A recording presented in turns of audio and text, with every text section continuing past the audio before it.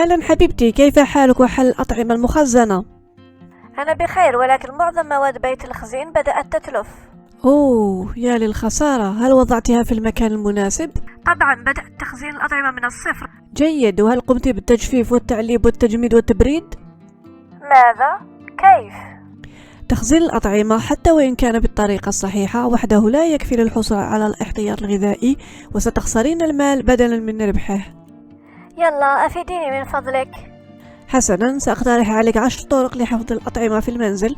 أطلب منك القليل من التركيز والتمعن مع ما سأقول. نعم أنا متحمس لاكتشاف الجديد، وسأدعو الأصدقاء للحضور والمتابعة. من لا يحب ربح المال والوجود الدائم للطعام في داره؟ أختي أخي، أنصحك بالاشتراك في القناة وتفعيل الجرس والضغط على زر الإعجاب، أكيد ستستفيد ولو بالتذكير. كما ذكرت، حفظ الطعام المنزلي يساعد على تخزين الأطعمة في البيت لمدة طويلة وعلى توفير وادخار المال. بعض الطرق ووسائل حفظ الطعام قديمة مثل القبو والمكان البارد، والبعض الآخر جديد مثل التجفيف بتجميد ليوفيليزاسيون. كل طريقة تعطي نكهة وملمس مختلفين، وقد تكون طريقة أفضل من أخرى. في صندوق الوصف ستجد كل الطرق بتوقيتها حتى تتمكن من التنقل مباشرة إلى الطريقة التي تهمك بالضغط عليها فقط، مع أني أنصحك بالتطلع على كل الوسائل حتى تقارن وتختار أفضل طريقة للاحتفاظ بالأطعمة والأنسب لظروفك واحتياجاتك. التخزين في مكان بارد كأقبية الجدر، والتخزين في درجة حرارة الغرفة كدولاب أو خزانة أو شرفة غير مدفئة هما أسهل الخيارات لتخزين الطعام في المنزل. لما تزرع أو تشتري منتجات موسمية بكميات كبيرة، ستوفر المال على المدى الطويل، وسيكون لديك شعور بالأمن الغذائي والاكتفاء الذاتي. الفواكه والخضروات تبقى طازجة لمدة تصل إلى عام بدون كهرباء. يجب أن تكون أقبية الخضار بين 0 و4 درجة ومظلمة، والرطوبة بين 70 و 95%. من المهم أيضا وجود إمكانية التهوية، وأن تكون خالية من القوارض والحشرات. يمكن تخزين البطاطا، الجزر، الكرنب، البنجر، المخللات، الصلصة، البقوليات، التفاح، الإدجاص، القرع، الاسكواش، اللفت، البصل، الثوم، البيض، منتجات الألبان، الحبوب والذرة الجافة. يمكنك أيضا تخزين المواد الغذائية المعلبة واللحوم المجففة والجبن القديم.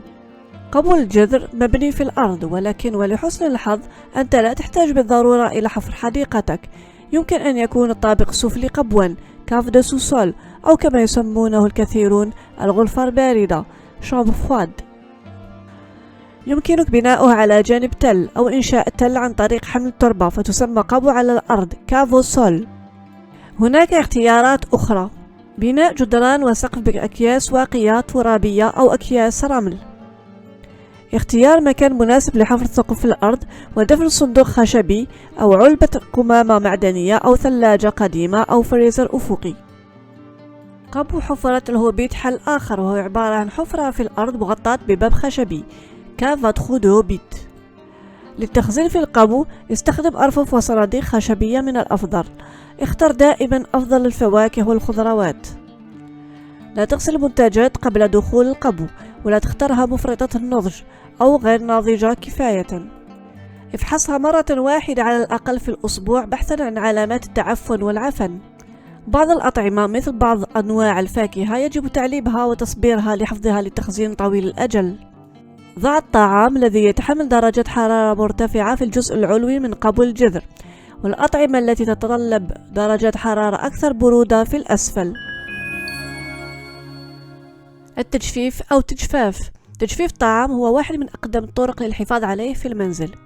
يبدأ تطور البكتيريا والخمائر والعفن عن طريق تقليل كمية المياه الموجودة فيه. التجفيف حل فعال لحفظ الثمار واستخدامها عندما لا تكون في الموسم. الأطعمة المجففة مناسبة جدا لتخزين المواد الغذائية مدة طويلة عندما يكون البيت صغير. تجفيف 10 كيلوغرام من الطماطم طازجة يعطي في النهاية 1 كيلوغرام فقط. تقنيات التجفيف متعددة: التجفيف بالهواء والمعلق، وهي طريقة تقليدية، في الفرن باستعمال صفائح الخبز العادية، أو بالمجففات للديزيدراتور، والتجفيف بالتجميد لتسريع العملية، لا ليوفيليزاسيون. يمكن تجفيف كل أنواع الأطعمة حتى الحساء نعم، حتى الحساء. في الشمس أو في الهواء الطلق، ضع الطعام على طبق بلاستيكي سميك ثم غطيه بقطعة قماش قطنية. في الفرن يجب أن تكون درجة الحرارة بالداخل أقل من 65 درجة لعدم طهي الطعام. إذا كان الفرن يحتوي على الحمل الحراري الطبيعي لا كونفكسيون استعمله. نتيجة التجفيف تكون أقرب من نتيجة المجفف.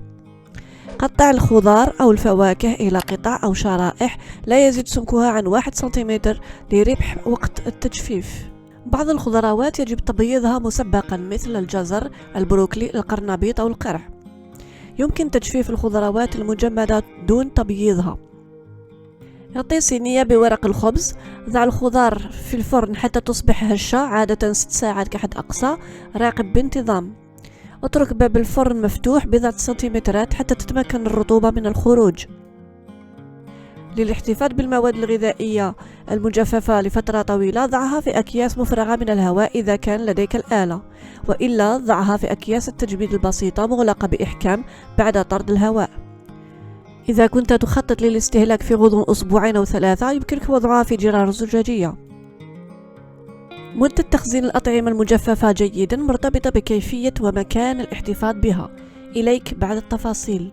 إذا كانت في وعاء بغطاء وفي درجة حرارة الغرفة 2 يوم، في الثلاجة 1 أسبوع، في المجمد شهر 1. إذا كان في حاوية مانعة لتسرب 1 أسبوع في درجة حرارة الغرفة، شهر 1 في الثلاجة، 3 أشهر في المجمد. بينما إذا كان في أكياس بدون هواء سيلي سوفيد، 3 أشهر في درجة حرارة الغرفة، 1 سنة في الثلاجة، إلى أجل غير مسمى في المجمد. أختي الكريمة، أخي الكريم، حتى لا يصعب التركيز نكتفي بهذا القدر من المعلومات. الطرق الأخرى تستخدم كثيرا للاحتفاظ بالمواد الغذائية في المنزل. لكون غايتي من هذه السلسلة أن يكون التخزين بالطريقة الصحيحة للحفاظ على صحتك وادخار مالك، قررت أن لا أتسرح حتى تتمكن من اتباع الوسائل جيدا. لنلتقي إذن لاحقا. لا تنسى تشجيعي وتحفيزي للاستمرار في تقديم ما هو مفيد لمجتمعنا، فضلا وليس أمرا. شكرا.